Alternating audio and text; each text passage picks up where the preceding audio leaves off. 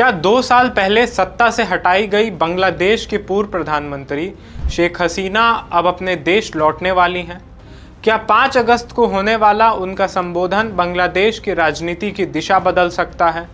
और अगर वो लौटती हैं तो क्या एयरपोर्ट पर उन्हें गिरफ्तार कर लिया जाएगा? आइए जानते हैं ये पूरी कहानी। नमस्कार, आप देख रहे हैं द हिंदी टॉप और मैं हूं आपके साथ आदर्श मिश्रा। बांग्लादेश की राजनीति से इस समय एक बड़ी खबर सामने आ रही है।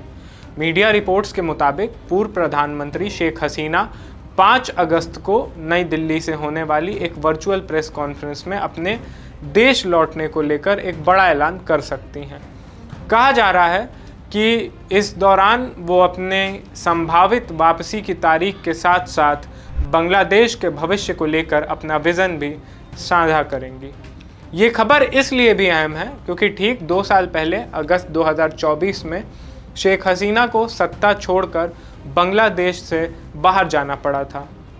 तब से वो भारत में रह रही हैं और समय समय पर वर्चुअल माध्यम से अपने समर्थकों को संबोधित करती रही हैं। अब सवाल है कि आखिर ऐसा क्या हुआ कि बांग्लादेश की सबसे ताकतवर नेताओं में गिनी जाने वाली शेख हसीना को अपना देश छोड़ना पड़ा। दरअसल साल 2024 में सरकारी नौकरियों में आरक्षण व्यवस्था को लेकर छात्रों का आंदोलन शुरू हुआ। शुरुआत में ये आंदोलन सिर्फ आरक्षण तक सीमित था, लेकिन धीरे धीरे ये सरकार विरोधी प्रदर्शन में बदल गया। कई जगह हिंसा हुई, सुरक्षा बलों और प्रदर्शनकारियों के बीच टकराव हुआ और बड़ी संख्या में लोगों की मौत हुई। हालात इतने बिगड़ गए कि शेख हसीना की सरकार गिर गई और उन्हें देश छोड़ना पड़ा। अब 2 साल बाद उनकी वापसी की चर्चा एक बार फिर तेज हो गई है।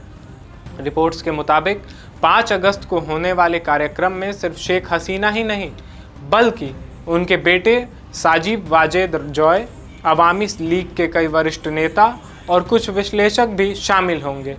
माना जा रहा है कि इस कार्यक्रम के जरिए पार्टी अपने भविष्य की रणनीति और राजनीतिक संदेश देने की कोशिश करेगी। लेकिन सबसे बड़ा सवाल ये है कि अगर शेख हसीना बांग्लादेश लौटती हैं तो क्या होगा? मीडिया रिपोर्ट्स के अनुसार बांग्लादेश की मौजूदा सरकार पहले ही कह चुकी है कि अगर शेख हसीना देश लौटती हैं तो उन्हें गिरफ्तार किया जा सकता है। वहीं छात्र आंदोलन से जुड़े मामलों में उनके खिलाफ कानूनी कार्रवाई भी चल रही है।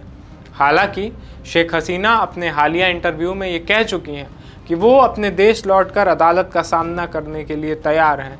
यानी अगर वापसी होती है या वो वापसी करती हैं तो ये सिर्फ एक राजनीतिक नहीं बल्कि कानूनी लड़ाई भी होगी।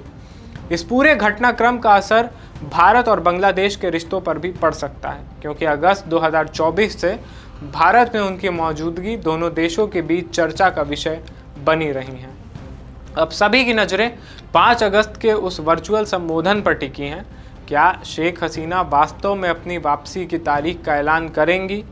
क्या वो अपने समर्थकों के बीच नई उम्मीद जगाएंगी या फिर उनकी वापसी बांग्लादेश में एक नया राजनीतिक टकराव शुरू करेगी? इन सवालों के जवाब आने वाले दिनों में मिलेंगे, लेकिन इतना तय है कि शेख हसीना का अगला कदम सिर्फ बांग्लादेश ही नहीं बल्कि पूरे दक्षिण एशिया की राजनीति पर असर डालेगा। आपको क्या लगता है? क्या शेख हसीना की वापसी बांग्लादेश की राजनीति बदल देगी या उन्हें कानूनी मुश्किलों का सामना करना पड़ सकता है? अपनी राय हमें कमेंट सेक्शन में ज़रूर बताएं। अगर आपको ये वीडियो पसंद आई हो तो लाइक करें, शेयर करें और देश दुनिया की हर बड़ी और राजनीतिक खबर के लिए द हिंदी टॉप को सब्सक्राइब करना ना भूलें। इसके साथ ही सोशल मीडिया प्लेटफॉर्म्स जैसे कि एक्स, फेसबुक और इंस्टाग्राम पर भी द हिंदी टॉप को ज़रूर फॉलो करें। Audio Jungle.